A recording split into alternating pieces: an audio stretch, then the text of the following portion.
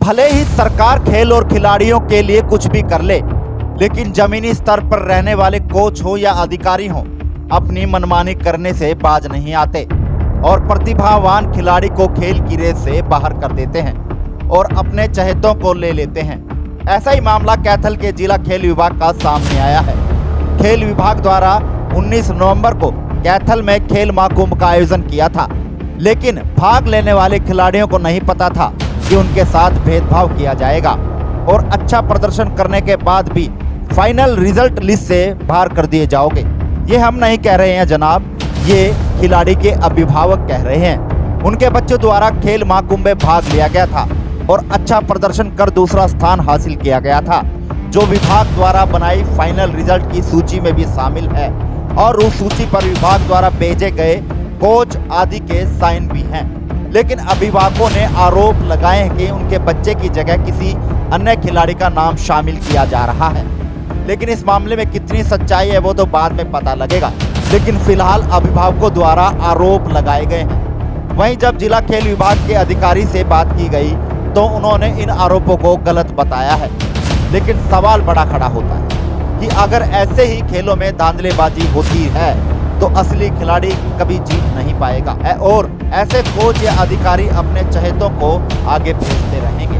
लेकिन अब देखना ये होगा कि फाइनल रिजल्ट में यानी कि जो सूची बनाई गई थी वही सामने आएगी या अन्य सूची बनाकर उस खिलाड़ी को बाहर कर दिया जाएगा और अन्य खिलाड़ी को लेकर आगामी जो है वो सूची बनाई जाएगी। फिलहाल आरोप लगाए गए, लेकिन इस बारे में हमने अभिभावकों से बात की गई और जिला खेल अधिकारी से बात की गई तो उनका क्या कुछ कहना है, आइए दिखाते हैं। बलिंदर संधू, मैं गौरव संधू का अंकल हूँ।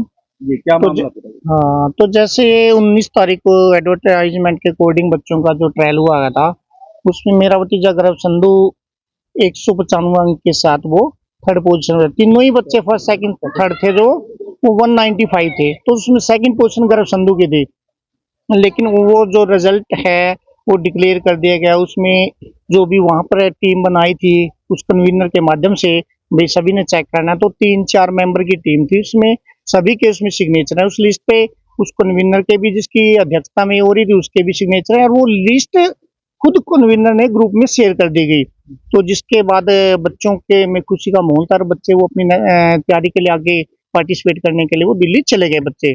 लेकिन कुछ समय बाद हमें पता चलता है तो इसमें एक एकेडमी की कोच है मैडम, उनके जो हस्बैंड है वो गवर्नमेंट एम्प्लॉय हैं, डीपी के पद पे कार्यरत हैं, पीटीआई हैं। तो पीटीआई हैं जैसे अंदेशा है, तो उस पीटीआई का कोचों के साथ बहुत अच्छी ट्यूनिंग है, उनके फ्रेंड सर्कल में। तो कहीं ना कहीं उस मिली भगत से बच्चे के रिजल्ट को चेंज कर दिया गया। ना तो हमें सूचना दी गई अपने आप ही, ना कोई हमने कहा भी फुटेज प्रोवाइड करो जहां पर ये काउंटिंग हुई है। पहली बात तो हमारे बच्चे फर्स्ट सेकंड थर्ड पे हमें बुलाया जाना चाहिए था, हमें नहीं बुलाया गया। हमें तो दूसरी एक एडिट लिस्ट उसमें सिग्नेचर नहीं है, वैसे वो फाइनल लिस्ट नहीं है। वो ये गड़बड़ करने का प्रयास किया गया है, लेकिन अभी तक वो न्यूज़पेपर में लिस्ट नहीं दी है, उसमें डीएसओ मैम के साइन नहीं है, तो उस एडिट लिस्ट को डाल दिया जिसपे हमें ऑब्जेक्शन था। हम वहां गए, हमें बुलाया भी गया, तो हम बिल्कुल भी उससे संतुष्ट नहीं है उस रिजल्ट से।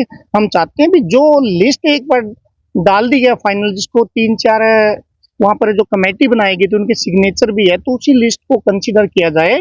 तो उसमें क्या हमारे बच्चे का तो रिजल्ट कम कर दिया गया और दूसरा बच्चा जो 93 था उसका रिजल्ट बढ़ा दिया गया, तो ये बिल्कुल भी सही नहीं है। बच्चों की तो कमी कहाँ लगती है, यानी मिली भगत चल रही है? कौन कौन मिली भगत? हाँ, इसमें हमें जो पूरा शक है, जो वो पीटीआई सर हैं उनकी कोच के साथ उसी टाइम भी कॉल किया गया, मतलब ये डीएसओ लेवल की, तो ऐसे कॉल किया गया मतलब, तो कोच के साथ उनकी अच्छी है पीटीआई के, तो कहीं ना कहीं उसका गलत फायदा उठाया जा रहा है। मिले तो उन्होंने क्या? डीएसओ मैम से मिले हैं, लेकिन डीएसओ मैम को जहां तक मुझे लगता है भी इन कोच के माध्यम से गुमराह किया गया डीएसओ मैम को, तो उनको गुमराह करके इस रिजल्ट को चेंज करने का प्रयास किया जा रहा है, जिस पर हम बिल्कुल भी सहमत नहीं है। रिजल्ट वगैरह जो पहले अनाउंस किया था वो अखबारों में कहीं छपी? अखबारों में नहीं दिया गया, वो ग्रुप में शेयर किया था, ग्रुप बने हुए हैं, तो जो कन्वीनर हैं जिसकी अध्यक्षता में हुआ था, तो उन्होंने उसको ग्रुप में शेयर कर दिया गया था।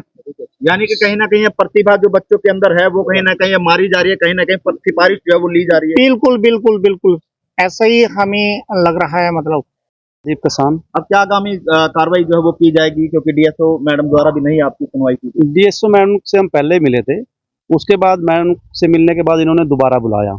दोबारा बुलाने के बाद इन्होंने हमें ऑप्शन दिया कि हम उस बच्चे का ट्रायल दोबारा कराते हैं, जो संविधान या किसी भी तंत्र के अनुसार सही नहीं है। जब एक रिजल्ट इनके 3 कोचेज जो वहाँ अथॉरिटी थे उन्होंने बना दिया है, उसके बाद उसके अंदर छेड़खानी करना, और छेड़खानी भी प्रयास किया गया है, छेड़खानी नहीं की गई अभी तक। एक प्रयास था, उस प्रयास में हमने कहा कि जो एक पीटीआई है धीर मलिक के नाम से, उनकी मिसेज एक एकेडमी चला रही है, उसके डम्मी बच्चों को इसमें शामिल करने के प्रयास किया गया था। और हमने उसके बाद डीएसओ मैम के कहा कि हम अगर आप इस परिणाम को बदलना चाहते हो तो हम इन कोचेज की रिकॉर्डिंग निकलवाएंगे। उसके बाद मैडम का 15-20 मिनट बाद फ़ोन आता है हमारे पास, तो फिर मैडम ने दूसरा ऑप्शन दिया। अगर ये सही थे तो इन्होंने दूसरा ऑप्शन देने की ज़रूरत क्या थी हमें?